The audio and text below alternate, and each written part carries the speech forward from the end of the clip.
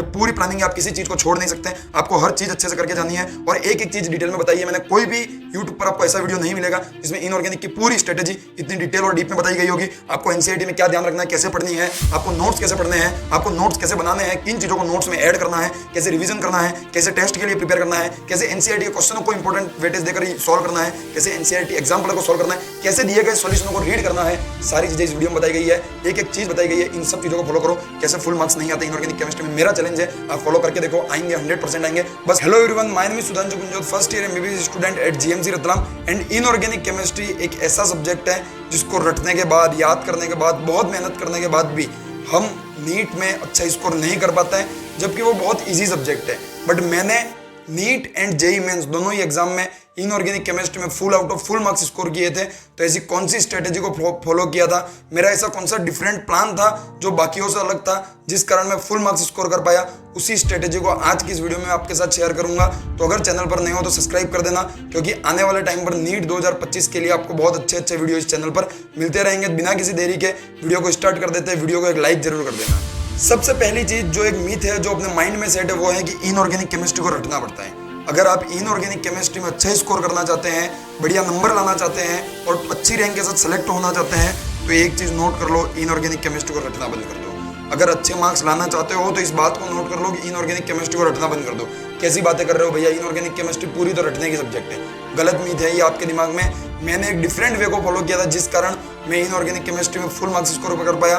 वो क्या है वो वीडियो में मैं आगे बताऊंगा। देखते चलो कि मैंने कैसे नीट और जेईई मेंस में फुल स्कोर किया विदाउट रट्टाफिकेशन। देखो, तो मेन चीज है क्वेश्चन प्रैक्टिस और कंसेप्ट मेकिंग। ये दो चीज अगर आप अच्छे से कर लेते हैं इनऑर्गेनिक केमिस्ट्री में, तो आप भी full on full marks score कर पाएंगे।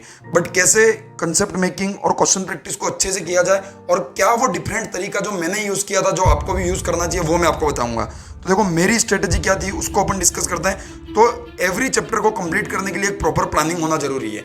आप नॉर्मली जैसे सब फॉलो करते हैं उसी तरीके से अगर आप एक चैप्टर को कंप्लीट करेंगे तो आप भी नॉर्मल बच्चों की तरह ज्यादा स्कोर नहीं कर पाएंगे।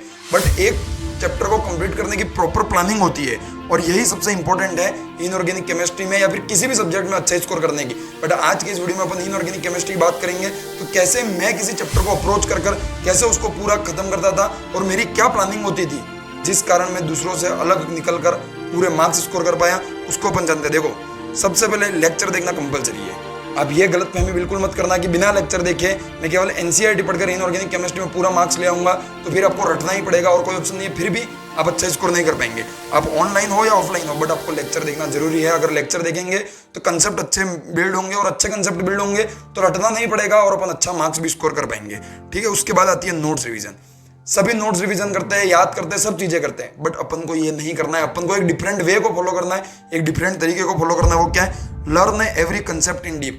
और एवरी कंसेप्ट इन डीप का क्या मतलब है, समझना आप मेरी बात। अब जो मैं बात बताने जा रहा हूँ, सबसे इंपॉर्टेंट बात यह है कि अपन को नोट्स को पढ़कर याद नहीं करना है। अपन को इनऑर्गेनिक केमिस्ट्री में ट्रेंड्स है, जैसे कि पीरियोडिक टेबल में आप देखोगे कि साइज कैसे बढ़ती है, आयनिक एनर्जी कैसे बढ़ती है। आप केमिकल बॉन्डिंग में देखोगे कि एंथैल्पी कैसे डिक्रीज होती है, इंक्रीज होती है। तो ये ट्रेंड है, आपको इन ट्रेंड्स को समझना है, इन कंसेप्ट को समझना है कि हाँ, अगर आयोनाइजेशन एनर्जी पीरियड में जाने पर कम हो रही है तो क्यों हो रही है, बढ़ रही है तो क्यों बढ़ रही है। ये सारी चीजें आपको समझनी है और इन चीजों को एनालाइज करना है जी। अगर आप इन चीजों को समझेंगे तो जो स्टेटमेंट और असर्शन रीजन वाले क्वेश्चन आते हैं उनको भी आप कर लेंगे। ठीक है, तो आपको ये ट्रेंड्स को समझना है, इन ट्रेंड्स को ध्यान रखना है, ना कि पूरे पूरे ऑर्डर रटना है। ठीक है, दूसरी चीज ध्यान रखना है, ये ट्रेंड को समझना है। उसके बाद जो एक्सेप्शन रहेंगे उनको याद करना है। अगर आप पूरा ट्रेंड समझ लेते हो, अगर बेसिक कंसेप्ट समझ लेते हो, तो एक्सेप्शन भी आपको अलग से याद नहीं करने पड़ेंगे। आपको अगर ये पता चल गया कि एल्यूमिनियम और गैलियम की साइज में क्यों डिफरेंस होता है, तो ये एक्सेप्शन अलग से याद करने की जरूरत नहीं है। आपको उसका जो रीजन है वो आपको समझ में आना जरूरी है। अगर आप अच्छे टीचर से पढ़ रहे हो तो 100% इस रीजन को समझाएगा।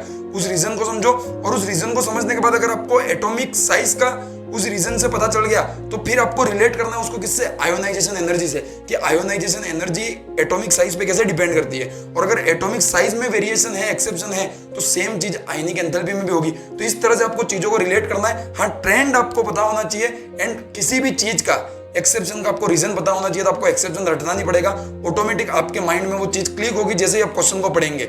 और कोई चीज नहीं आएगी तो भी आप तुरंत उसको अप्रोच कर लेंगे कि हाँ, ये यार उससे रिलेट करके अपन इसका आंसर निकाल सकते हैं। ठीक है, और पेपर में लिख के डेली रिवीजन करना है। जो चीज आपको नहीं लगे जो चीज़ आपको एक्सेप्शन लगे, जो आपको बार बार पढ़ने की जरूरत है, उनको एक पेपर पे लिख के या तो दीवार के सामने चिपका लो, कुछ भी करो, बट उनको ध्यान रखना है, आपको भूलना नहीं है, उन चीज़ों को बार बार पढ़ते रहो, ठीक है। देन बात करते हैं one of the most important thing, inorganic chemistry की एनसीईआरटी। कई लोग केमिस्ट्री की एनसीईआरटी पहले नहीं पढ़ते थे, पिछले कुछ सालों से पढ़ने लग गए, बट वो सही तरीका है इनऑर्गेनिक केमिस्ट्री की एनसीईआरटी पढ़ने का आज भी आप नहीं जानते, जिस कारण आप अच्छा स्कोर नहीं कर पाते। बट मेरा वो तरीका जिस कारण से मैं फुल मार्क्स स्कोर कर पाया था, वो एनसीईआरटी पढ़ने का एक डिफरेंट तरीका था, जिससे मैंने कम टाइम में एनसीईआरटी पढ़ी थी, कम चीजें एनसीईआरटी में पढ़ी थी, पर चीजें सारी याद कर ली थी, जिस कारण से मैं अच्छा स्कोर कर पाया। कैसे, वो देखना।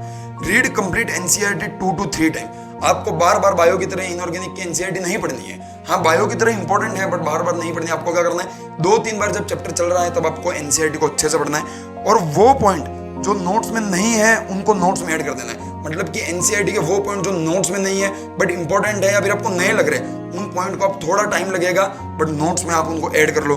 देन आपके नोट्स और एनसीईआरटी एक जगह पर कंसाइज होकर आपको मिल जाएंगे कि आप एक जगह से एनसीईआरटी और नोट्स को रिवाइज कर सकते हैं। 2-3 बार इसलिए मैं पढ़ने को बोल रहा हूँ क्योंकि हर बार कुछ ना कुछ ऐसी नई चीज मिलेगी जो एनसीईआरटी में दे रखी है बट नोट्स में नहीं है। तो उन सारी चीजों को आपको नोट्स में ऐड कर एक अच्छे नोट्स बना ले। अभी भी आपके नोट्स कंप्लीट नहीं हुए, कुछ चीजें और है जो नोट्स में अभी भी जोड़नी है। क्या है, अपन आगे देखते हैं। बात करें questions of NCERT. Most important thing, NCERT पढ़ना जरूरी नहीं है, एनसीईआरटी में जो क्वेश्चन दिए गए उनको करना जरूरी है, और उनको सॉल्व करने से ज्यादा जरूरी है उनको समझना, उनके रिलेटेड टॉपिक को अच्छा बिल्ड करना, ये ज्यादा जरूरी है। तो solve all examples and back question, जो भी आपके एनसीईआरटी में दे रखे उन क्वेश्चन को सॉल्व करो। देन रिलेटेड टॉपिक, जो भी उन क्वेश्चन का रिलेटेड टॉपिक है उसको स्ट्रॉन्ग करो और उसकी क्वेश्चन प्रैक्टिस करो। मतलब कि जैसे कि फ्लोरीन पे, आयोनाइजेशन एनर्जी पे कोई क्वेश्चन दे रखा है तो बस उसको करके मत छोड़ो, उसके रिलेटेड और क्या क्वेश्चन बन सकते हैं खुद सोचने का ट्राई करो, या फिर किसी बुक से करने का ट्राई करो। आपके डीपीपी मॉड्यूल कहीं ना कहीं तो आपको क्वेश्चन मिलेंगे, तो थोड़ी तो आपको मेहनत करके उस टॉपिक पे क्वेश्चन करो, उस टॉपिक को स्ट्रॉन्ग करो, क्योंकि 70 to 80% चांस यही रहता है या तो डायरेक्ट क्वेश्चन जो वो दे रखे होते हैं उनसे पूछे जाते हैं, या फिर उनसे रिलेटेड क्वेश्चन नीट में पूछा जाता है जो क्वेश्चन एनसीईआरटी में दे रखे होते हैं। देन एनसीईआरटी एग्जाम्पलर, सबसे ज्यादा चीज जो फॉरगेट करके जाते हैं वो होते हैं एनसीईआरटी एग्जाम्पलर। बहुत सारे लोग छोड़ के जाते हैं, बट बहुत इंपॉर्टेंट है एनसीईआरटी एग्जाम्पलर। अगर आप वास्तव में फुल मार्क्स स्कोर करना चाहते हो तो मैं इस वीडियो में जितनी भी चीजें बता रहा हूं उसमें से एक भी चीज आप छोड़ नहीं सकते हो। ये सब चीजें आपको करनी होंगी, और ये करने के बाद 100% मैं श्योर हूं कि आप बहुत अच्छा या फुल मार्क्स स्कोर कर सकते हैं नीट में। देखो क्या करना है, सॉल्व ऑल क्वेश्चन। आपको एनसीईआरटी एग्जाम्पलर के सारे क्वेश्चन सॉल्व करने हैं, एमसीक्यू प्लस थ्योरी, कोई भी क्वेश्चन आपको सारे सॉल्व करने हैं। एंड सबसे इंपॉर्टेंट चीज वो है कि जो थ्योरेटिकल क्वेश्चन एनसीईआरटी और एग्जाम्पलर में दे रखे हैं उनका सॉल्यूशन ऑलवेज आपको रीड करना है। ऐसा नहीं कि आपको आता है तो क्वेश्चन छोड़ के चले गए, उनके जो सॉल्यूशन है उसको रीड करना है। क्यों रीड करना है, बहुत सारे लोग गलती करते हैं, ध्यान रखना। उसके सॉल्यूशन में कुछ ना कुछ ऐसे पॉइंट आपको मिलेंगे जो कि एक्स्ट्रा होंगे, जो ना एनसीईआरटी में होंगे, जो नो नोट्स में होंगे, बट नीट में कई बार पूछे जा चुके हैं और फिर से पूछे जाने की बहुत सारी पॉसिबिलिटीज बनती है। तो वो पॉइंट भी आपको क्या करना है, अपने नोट्स में ऐड कर लेने।